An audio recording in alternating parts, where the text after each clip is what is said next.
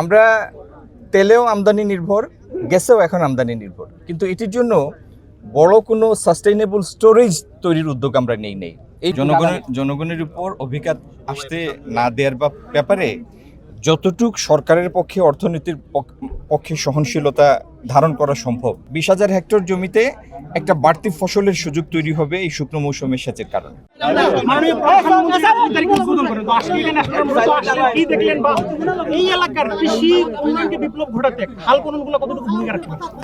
আচ্ছা, নির্দিষ্ট করে এই খাল প্রসঙ্গে উত্তরটা দিই।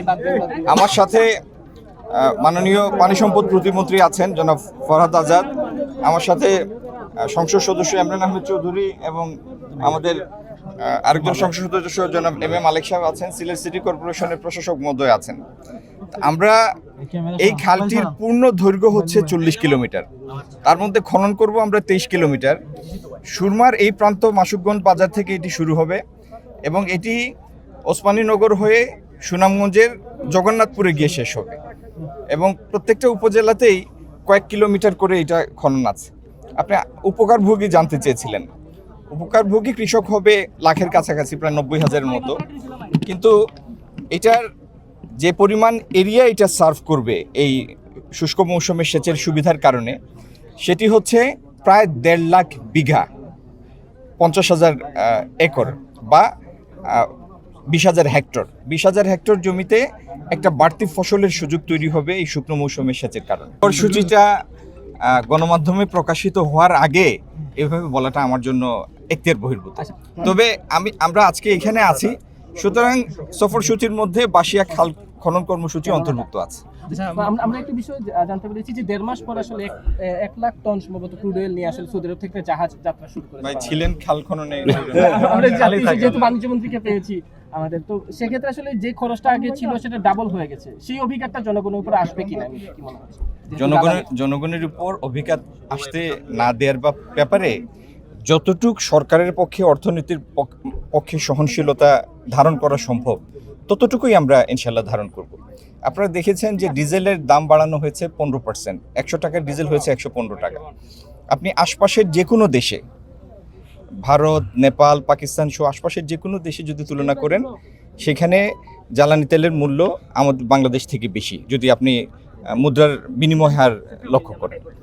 আমরা সতর্কভাবে 15% বৃদ্ধি করেছি এবং এটির ব্যাখ্যাও আমি সংসদে দিয়েছি।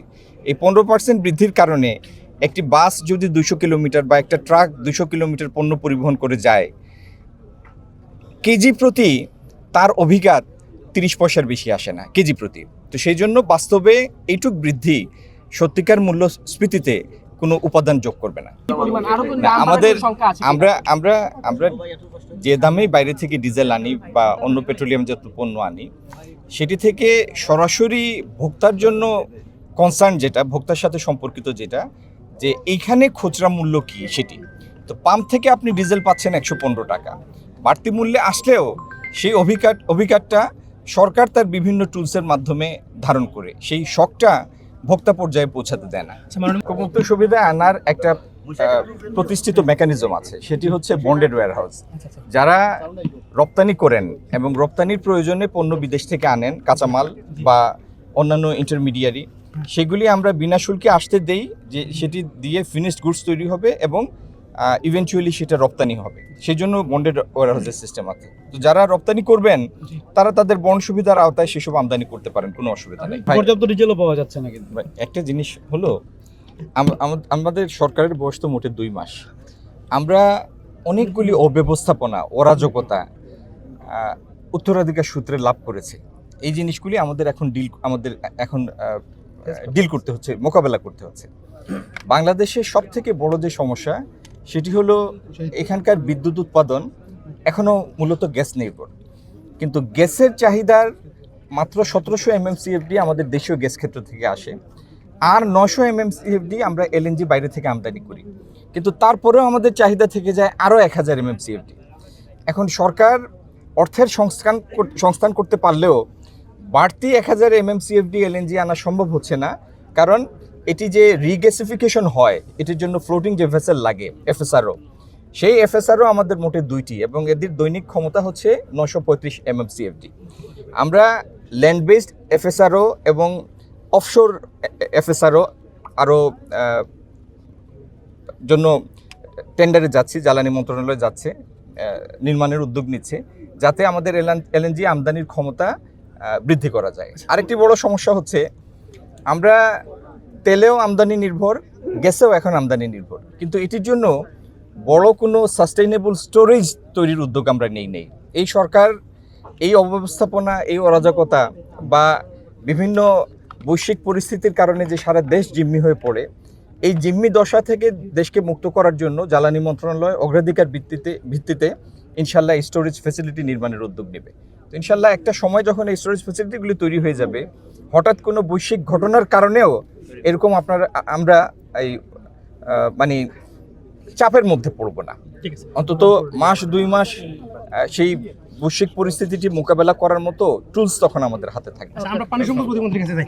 মাননীয় মন্ত্রী, আজকে আপনি এই খালটা পরিদর্শন করলেন। আমার প্রশ্নটা হচ্ছে, এই খাল তো আপনারা খনন করবেন, পাশাপাশি আমরা যেটা দেখি যে সমগ্র বাংলাদেশে খাল নদী অনায়াসে দখল করতে হয়েছে, আপনারা যখন খনন করতে যাবেন আমি এই যে আমাদের আগামী 10রা মে মাননীয় প্রধানমন্ত্রী এই খালের খনন উদ্বোধন করবেন এবং বিগত দিনে শহীদ প্রেসিডেন্ট জিয়াউর রহমান এই খালটি খনন করেছিলেন। এবং আমরা একটা বিষয় আমরা অবগত করতে চাই, আমাদের মাননীয় প্রধানমন্ত্রী কথায় বিশ্বাস করে না, কাজে বিশ্বাস করে।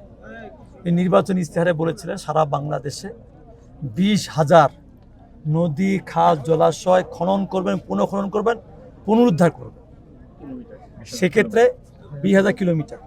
সেক্ষেত্রে এই যে আমাদের সিলেট শহরের কথা বলছেন বা সিলেট বিভাগের কথা বলছেন, যেখানেই আমাদের মন্ত্রণালয় থেকে ইতিমধ্যে আমরা চিহ্নিত করেছি, সেই সব নদী, খাল, জলাশয় খনন করব, পুনঃখনন করব, পুনরুদ্ধার করব। এবং একটা বিষয়ে আমি আপনাদেরকে নিশ্চয়তা দিচ্ছি, বিগত দিনে সরকার যাই করুক না কেন, আমাদের তারেক রহমানের সরকার অত্যন্ত স্পষ্ট বার্তা, আমরা দুর্নীতি ক্ষেত্রে 0 টলারেন্স রাখবো। এবং এই যে খাল খননের ক্ষেত্রে আমাদের পরিষ্কার মেসেজ, ওই খাল খনন করে ওই মাটি নদীর পাড়ে আমরা ওই পাড়ে ফেলবো না, সেই খাল আমরা দূরবর্তী কোন স্থানে আমরা নিয়ে যাওয়ার ব্যবস্থা করব এবং সেই মাটি যেন আর ওই বৃষ্টির সময়, বন্যার সময় গড়গড়ি ওই খাল যেন আবার ভরা হয়ে যায়। ঠিক আছে, থ্যাংক ইউ। একটা শেষ প্রশ্ন, সেটা সদস্য হোক বিভিন্ন অঞ্চল আমরা কিন্তু ইতিমধ্যে নদী শুরু হয়েছে, সেক্ষেত্রে এটা প্রতিরোধ বা এটা আটকানোর জন্য আপনাদের কি ইভেন্ট করবেন? আমরা এমার্জেন্সি ভিত্তিক আমাদের মন্ত্রণালয় থেকে এখানে চিফ ইঞ্জিনিয়ার আছেন, আমাদের এক্সিকিউটিভ ইঞ্জিনিয়ার আছেন, আমাদের তাদের দায়িত্ব দেওয়া আছে।